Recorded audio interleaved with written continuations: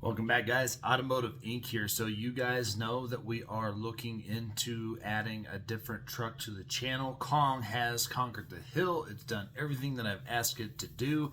And we've talked about a lot of great things in regards to if you're towing under 12,000 pounds, gasser has to be in your wheelhouse, period. It has to be.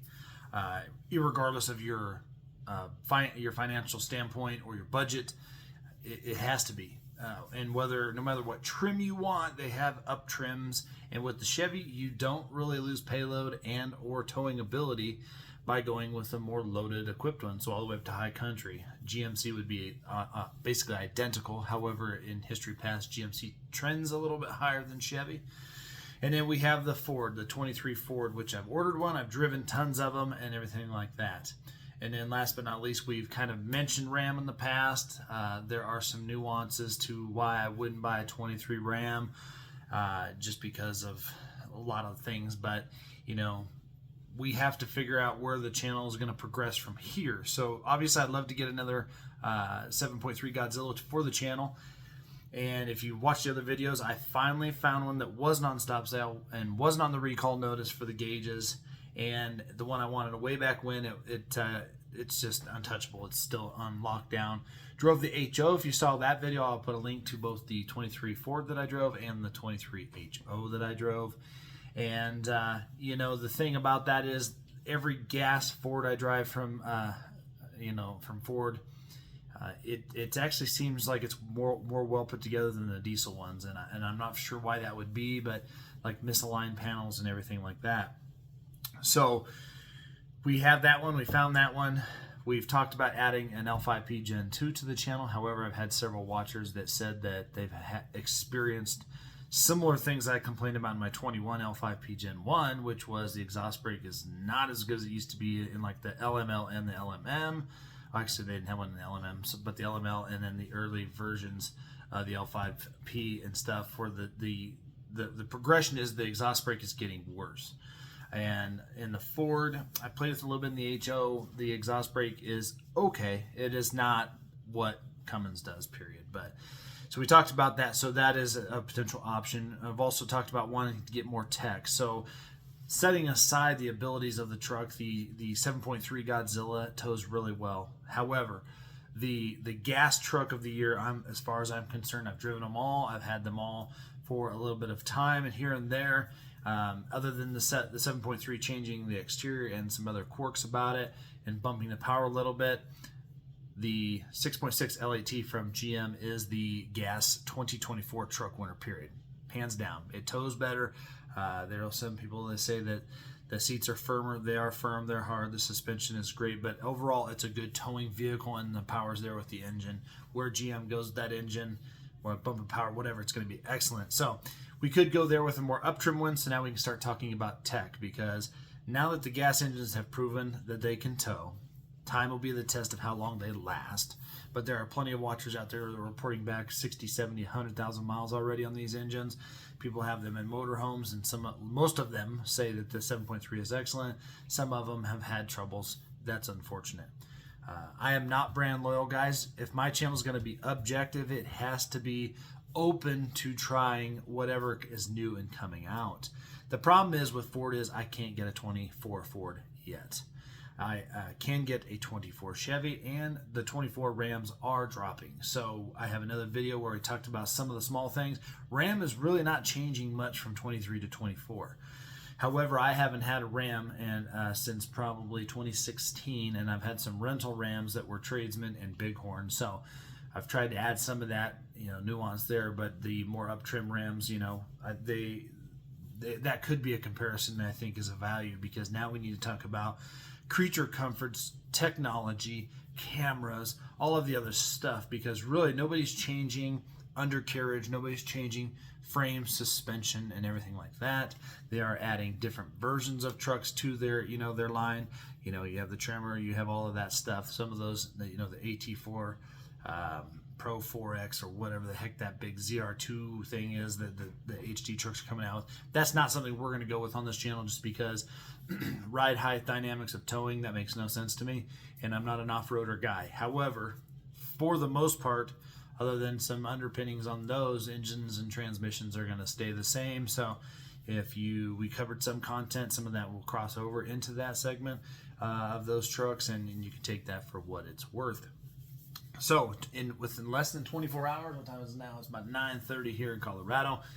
In 24 hours, I will announce the next truck to the channel. So one good thing is I was able to sell Kong to a friend of mine who has his own construction business. He had been looking for a gas HD for a while. He liked Kong. He liked everything about it. He liked how I took care of it. He liked the way I had it all set up, the bed cover and the steps and everything like that. And it's going to work well for him. So I sold it to him. And what I will do is I will update you guys on problems and issues and whatnot that he has had with that truck, if any. He will report back fuel economy, but again, as I talked about fuel economy before, it is kind of subjective to the individual driver. I think that's really how you're going to swing better fuel economy one way or another, because I've seen people drive, gas miser cars and get less fuel economy than I've got out of, like, say, a larger SUV than they can get out of that. It's just driving habits. So you're going to have to tailor those to perfect that. Whether or not you can use premium fuel or not, that may help that in some senses, but mostly it's going to be driving habits and idling and whatnot. So that truck has moved on, but it will be still reporting back some data. I know some people wanted to hear about, like, long-term things and whatnot. The only thing we experienced in the Chevy was those USB ports did quit up front. Took that in. I did all my testing here. Was nothing that I could get corrected by myself. No fuses, no relays, no nothing. I have an OBD code reader, and took it in. They did their standard check. No fuses, no relays were bad. They found out the USB ports were inoperative. Changed them, retested, worked. So USB ports were just a clip-in piece anyway, so they covered it under warranty. It wasn't a big deal. Other than that, the Chevy, I experienced zero oil consumption, zero issues, roughly 12,000 miles before I handed it on to him. And it's really, like I said, as much as I love the truck, I have to stay objective to Ram owners, Ford owners, and everything like that. And of course, the progression. This is now 2024.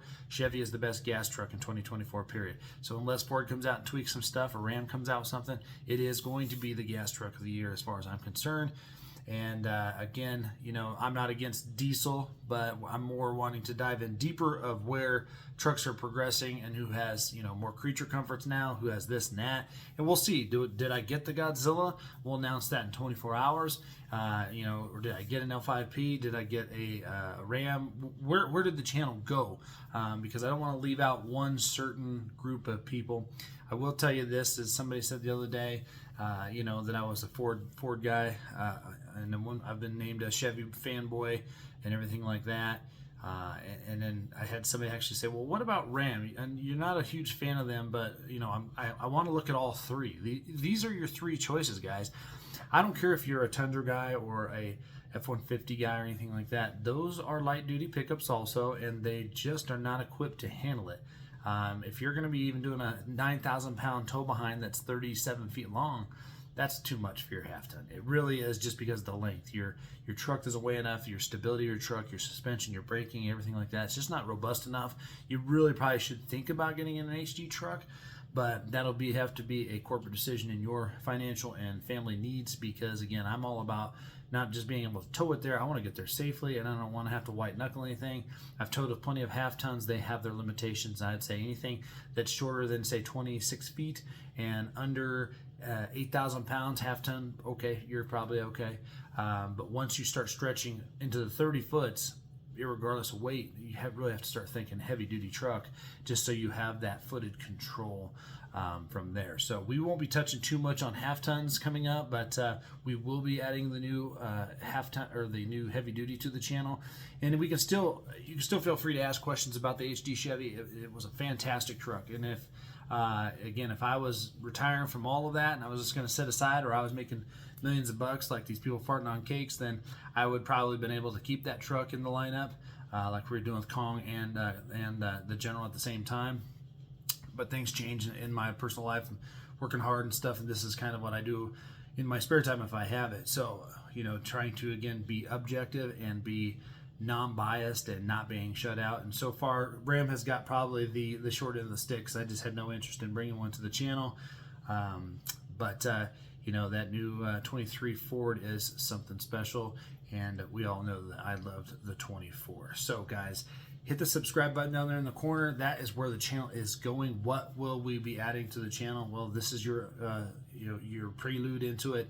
In 24 hours, we will be announcing what is now on the channel and what we're going to do with it and how much fun we're going to have with it. Guys, feel free to still keep sending me your questions. I've had them all, gasoline, diesel, and we're just going to have a blast on this channel and keep on rolling. All right, guys, see you on the next one.